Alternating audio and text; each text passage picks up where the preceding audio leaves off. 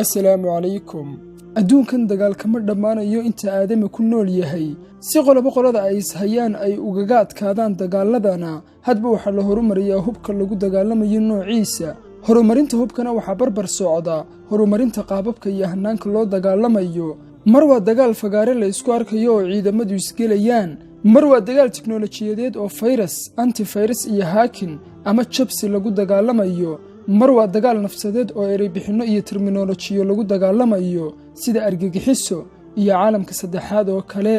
mar waa dagaal baaqagelin ah oo nafsad ahaanaad liddigaaga u jebinayso sida filimada Maraykanka iyo Alieniska ay ku doodaan inay adduunka soo weerarayaan. marna waa marka uu ugu dhibta iyo saamaynta badan yahay dagaalku, waana dagaalka biolojiga ah ama dagaalka noolayaasha la adeegsado. sababta uu dagaalada kale oo dhan uga saamayn batayna waa inaanu shacab iyo ciidan iyo aag colfadhiyo iyo meel wadaniyiini degan yihiin,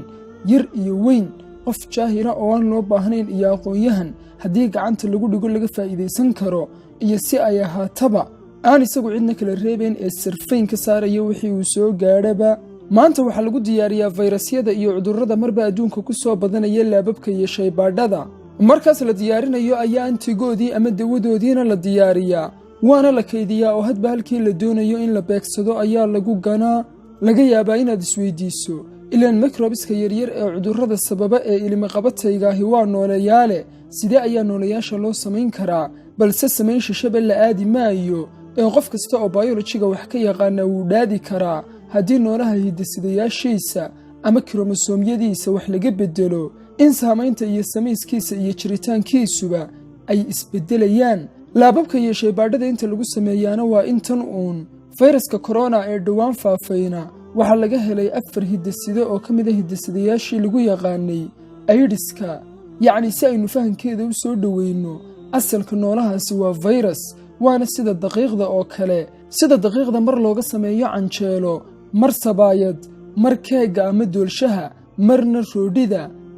roodhida, iyada oo daqiiqdii isla iyadii uun ay tahay ee hadba samayska iyo dubista uun loo kala duway, ayuunbaa fayraskana mar looga dhigayaa aidis, mar ebola, marna korona, iyada oo hidasidayaashiisa uun loo kala bedelayo. cudurkan u dambeeyey ee korona waxaa lagu eedaynayaa Maraykanku inuu ka dambeeyey, sababtuna waa in loolan adag oo dhanka dhaqaalaha iyo ganacsiga ahi uu dhowaan dhex maray Maraykan iyo Shiine. loolankiina uu ka dambeeyey cudurkani. isla cudurkan filimka faalloonayana uu Maraykanku baahiyey 2011kii. shakiyadaas oo dhan oo isbiirsadayna waxaa sii kordhiyey oo dhidibada u waasay oo in ay xaqiiqo yihiin u muujiyeyba markii ay dadkii gebi ahaanba joojiyeen inay wax ka gataan barta iibka iyo ganacsiga online-ka ah ee AliExpress ee laga leeyahay Shiinaha. isla markii la maqlay warka cudurkaasba, isla daqiiqad gudaheedna barta Amazon ee Maraykanka laga leeyahay ay ku faa'iiday $13 bilyan oo dollar. hadda waa hal daqiiqo gudaheed. waxaa iyaguna aan ka maqnayn faafinta cudurrada noocan ah shirkadaha dawooyinka oo dawlad sida Shiinaha u dad badan una dhaqaale badan hanti laxaadna dhulka kaga dhufanaya. haddaba haddii aynu taariikhda aadamaha gadaal u yara milicsanno, ma aha dagaaladaas biolojiga ahi kuwo dhowaanahan bilaabmay. waxaa soo adeegsaday dagaaladan biolojiga ah boqortooyooyinkii waaweynaa ee hore ee adduunka soo maray ee Giriigii, Roomaankii, Farisiyiintii iyo Tataarkiiba. qaarkood biyo-mareennada ayay dhigi jireen ama ku tuuri jireen meydadka si daacun iyo waxyaabo la mid ihi uga dhashaan oo dadka deegaanku ugu yaryaraadaan. qaarkoodna marka ay dhufays hore u furan kari waayaan ayay meydadka la sugi jireen inta ay fuurayaan ee qurmayaan. markaasay majaaniiqda ama madaafiicda waayihii hore dhagaxaanta lagu tuuri jiray inta ay dul saaraan meydka magaaladaas dusha kaga daadin jireen si dadkaas ay awoodda ku qabsan kari waayeen ay cudurro u mariyaan. dhacdada ugu xanuunka badan ee dagaaladaas biolojiga adduunka ka soo martay waa hagardaamadii iyo dhibaatadii loo geystay dadkii loo bixiyey hindida cascas ee Ameerikooyinka. dadkaas qaaradda dhan deganaa intoodii ugu badnayd waxaa lagu laayay cudurradaas biolojiga ah. cidda ku leynaysayna waxay ahayd dawladdii ahayd boqortooyada aanay qorraxdu ka dhicin, ilaa haddana adduunka ugu suntan dawladda ilbaxnimada iyo horumarka, dawladda dimuqraadiyadda iyo nolol wadaagga, dawladda cadaaladda iyo dimuqraadiyadda iyo wadajirka, waana dawladda Ingiriiska. dadka ay ku leysayna waa malaayiin. dadkaas hindida cascas markii gumaadistoodii ay waxba kaga ay waayeen ee rasaas ku marin kari waayeen, ayay u tudheen dhaqaalaha kaga baxaya rasaasta ay ummaddaas ay dhulkoodii ugu tageen ku gumaadayaan ciidankoodana ay daalkii ay dadkaas ku ugaadhsanayeen uga tudheen kadib ayay iska dhigeen qaar la heshiinaya dadkaas ilaa nimaan aqoonin way u daran yihiin khiyaamaduna waa mabda'ooda asaasiga ahe dadkaas inta ay u baaqeen oo iska dhigeen kuwo la heshiinaya ayay siiyeen hadiyado ay cudurradani ugu dhex jiraan sidoo kalena xataa warqadihii ay heshiisyada kula galeen ayay u sii mariyeen sumaha cudurradan baahinaya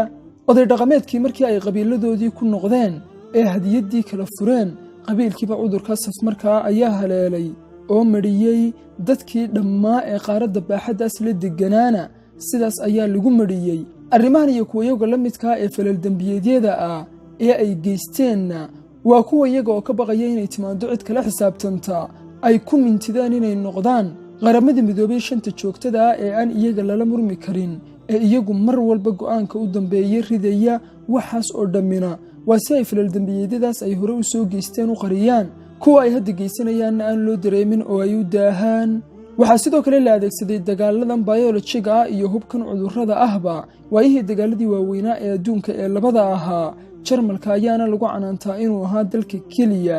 ee adeegsanayey balse waa la wada adeegsaday cudurradaas dalkii cudurkii ugu xumaa adeegsanayeyna waxa uu ahaa ingiriiska waxaana uu ingiriisku u adeegsaday jasiirad ka mida Scotland dagaalkii labaad ee adduunka jeermiskaas raadkiisiina ilaa 1987kii Japan ayaa iyaduna Chinaha dagaaladii ay la gashay ku baahisay koleeraha marinbiyoodyadii ummadaas Shiinayska ahi ka cabbi jireen dagaalada biolojiga ahi dhagaxna guri kama ridaan oo ma dumiyaan dhibaato maadi ah oo madaafiicda iyo rasaastu waxa ay geystaan la mid ahna ma geystaan balse waxa ay halkii ay gaadhaanba kaga tagaan kumanaan iyo malaayiin meyd oo xataa cid aasto loo waayo mararka qaar waxaana suuragala dagaaladaas biolojiga ah mid dano gaara loo adeegsaday marka dambe in uu fakado oo intii loo qorsheeyey uu dhaafo kadibna uu adduunka gaadho oo halkii uu galaba uu baabi'iyo sidaasna ay aadamuhu ku wiiqmaan waa caadadeenna ka Soomaali ahaan wax waliba markaa yimaadaan inaynu ka fakarno ee aynan haba yaraato ee aayaha iyo mustaqbalka waxba kaga talagelin balse aynu isweydiinno coronavirus Shiina oo aynu garanayno awooddiisa maadi ahaaneed halka ay gaadhsiisan tahay ayaynu wada ognahay wixii uu u geystay iyo sida uu ugaga cabaadiyey warina cudurkii farabaas ayuu adduunka ku hayaa oo waa laga wada shakisan yahay bal ilaahay haynaga hayo haddii uu maanta ka dilaaco geyiga Soomaaliyeed ee bad iyo berri iyo hawaba xadkoodu furan yahay ee dhan walba sidii la doono looga soo gelayo maxaynu samaynaynaa maxriyo qaxoontiyad ayaynu yaacaynaa madawladaha aynu deeqbixiyayaasha ula baxnay ee ilaahay barbar dhignay ayaynu baryaynaa oo rukuucaynaa mahayadaha gargaarka ee aynu ilaahay gargaarkiisii dhaafsannay ayaynu sujuudaynaa oo gargaar nala soo gaadha sideennii odhanaynaa mise inagu reer hebel ayaynu nahay oo geesiyiin ayaynu nahay oo virus iyo waxyaabaha la midka ahi waxbay nagama qaadayaan rumayso ama ha rumaysan in ummaddan Soomaali ee la sheegayaba la tirtiro oo dhulka laga masaxa hal usbuuc qaadan mayso waxana ay ku siman tahay ninkaas weligiin bayse soo hayseen oo hal habeen qaadka kuugu soo dara oo ku soo raaciya ama corona ama Ebola ilan wax meel dheer laga doonayo maaha waa wax laababka ku kaydsane lacag ay iska soo ururiyaan qurba joogtu in aanay arrimahaas oo kale waxba ka qabanayn haddii aad u maleynaysay in maanta dawladina aanay dawlad ku duulin oo dhulkeeda qabsan sidaas sahlan ayaa hal usbuuc lagugu tirtirayaa adduunkan wada damaca iyo isu xoog sheegashada ah ee aynu diidnay inaynu dawladnimo iyo awood yeelanno shidaalkan iyo macdanahan aynu ku fadhinaa waa waxa loo marinayo bariga dhexe iyo carabta ee dalalkoodii loo wada dumiyey hawadan udgoon ee saafiga dad ayaan haysan oo oksijiintooda dhabarka ku sita oo wax walba dhaafsanaya dhulbeereedadana aynu qabiilka u qaydanay ee aynan ka faa'iidaysanayn waxa jira dad wax walba dhaafsanaya oo markii ay dhul waayeen badda iska kabisa oo dega hantidan xoolaha ee aynu haysanana waxa jira dar meel ay u galaan markii ay waayeen kalluunku uu hilibba u yahay xeebtan Afrika ugu dheer ee ay Soomaalidu ku fadhidana waxa jira ragla oo wax walba dhaafsiisanaya inay hal dekad ka helaan waxaad ogaataa cidina inaanay rasaas iskaga ka qasaaraynayn oo dhaqaalaha rasaasta lagugu leynayo ku baxaya ayaa kaga qaalisan nafsadaada reer hebel maanta ee aad qabaa'ilka kale ugu faanayso waxa lagugula dagaalamayaa hub biology cudurro safmar oo faafintooda iyo inay kugu mariyaan aanay iyaga wax hawla uga baahnayn xataa shakhsiyan waxaan u arkaa cudur dhowaan nagu soo maray deegaankan aan ku dhaqnahay ee Burco oo loo bixiyey kuduudiye inuu ahaa tijaabo iyo waranka caaridiisii oo la eegayay bal inaynu dhaadno oo dabagalno meesha uu inaga yimi cudurkani iyo sida uu dalkeenna ugu dhashay ilaan wax aynu naqaanay maaha ama aynu baadhno fayraska sababaya iyo asalkiisu halka uu ka soo jeedo ama aynu isku dayno dawo inaynu raadinno balse dantii laga lahaa laga gaadhay oo la ogaaday horta inaynaan dhaadayn ee aynu dhoylanahay oo intaynu magac kuduudiye la yidhaahdo u bixinnay aynuba isku salaami jirnay reerkii kuduudiyihii ma ka ladnaa iyo reerkii cidmiyuu kuduudiyihii kaga dhacay hadda waa burco oo dhan shaybaadhka keliya ee aynu ku samaynay iyo natiijadii ka soo baxdayna waxay noqotay qofka uu soo rido in la yidhaahdo xal kale looma hayo